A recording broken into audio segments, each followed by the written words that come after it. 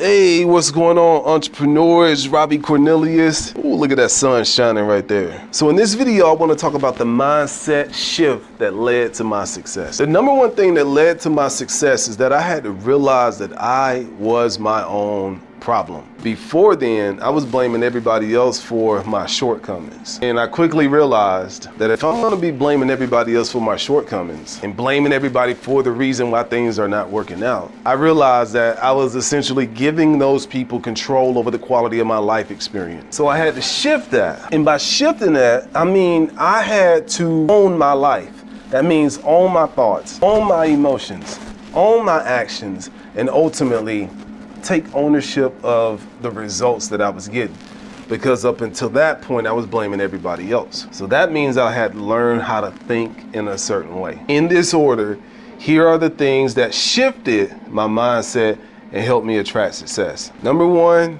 making a conscious decision to change my life. Without a conscious decision, nothing would have ever changed. Okay, so if you are at a point in your life right now where you're not happy with the way things are going or the results that you're getting, maybe, just maybe, it's time for you to make a conscious decision to improve the quality of your life experience. Once you make that conscious decision, you have now done step one. Congratulations. Step number two is you have to start thinking on purpose. So many other times I was letting my mind dictate my state of being. When I started dictating my state of being, then I started commanding my mind. So make up your mind that you're gonna start thinking on purpose as much as you possibly can.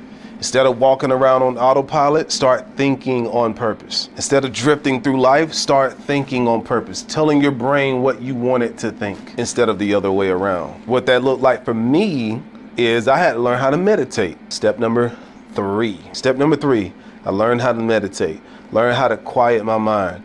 When I learned how to quiet my mind, I was able to get behind my thoughts. When I started getting behind my thoughts, that's when I realized that the thoughts that were driving me were thoughts of doom and gloom, thoughts of why I wouldn't make it, thoughts of lack and limitation. Ooh, look how beautiful it looks out there. I had to stop playing the role of a victim. And I think so many people play the role of a victim in this world. They blame everybody else for their shortcomings. But I realized that it was me. So I had to get behind my thoughts, telling my brain what I wanted it to think. And what that looked like was learning how to meditate and consciously saying to my brain, I command my brain to think X, Y, and Z. Here's a prime example. I command my brain to think richer. I command my brain to think richer. I command my brain to think richer. I would literally repeat that over and over again.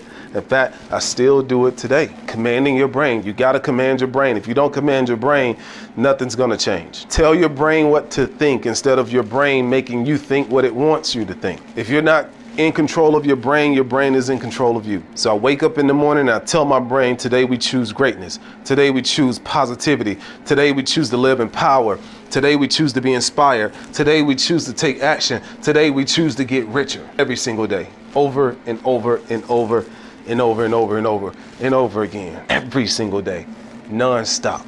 The next thing I had to do is get a new identity. That means I had to change the people I was hanging around. That means I had to change myself. When I changed myself, the people that I was hanging around automatically started to fade away. And from my experience, one of the things that's holding a lot of people back is that they're afraid of letting people go. You are afraid of letting people go. And that's why you remain the same, because the people in your reality are used to you being a certain way. And because they're used to you being a certain way, you continue to play that role based on the character that they assume you are. So I had to change my identity. What did that mean? When I changed my mind, I became a new person. I changed my spirit, I changed my energy, I changed the way I dressed, the way I presented myself, the way I talked, the way I walked. A lot of people are afraid of doing that. But I was at the end of my ropes, I had to. So I had to form a new identity, give myself a new perception of myself, because even if you believe that you are who you are only who you are because that's a character that you've been conditioned to play. You've gotten really good at playing that personality over and over every single day. And your job is to change it. You can change it. You can do something different. You can be something different. You can improve the quality of your life experience, but you got to change your personality. Dr. Joe Dispenza says, changing your personality gives you a new personal reality. And I found that to be true for myself. Those are the tips right there. Those are the things that led to my mindset shift. If you're afraid of change, you'll remain the same. Master yourself. Like, comment, subscribe to the YouTube channel.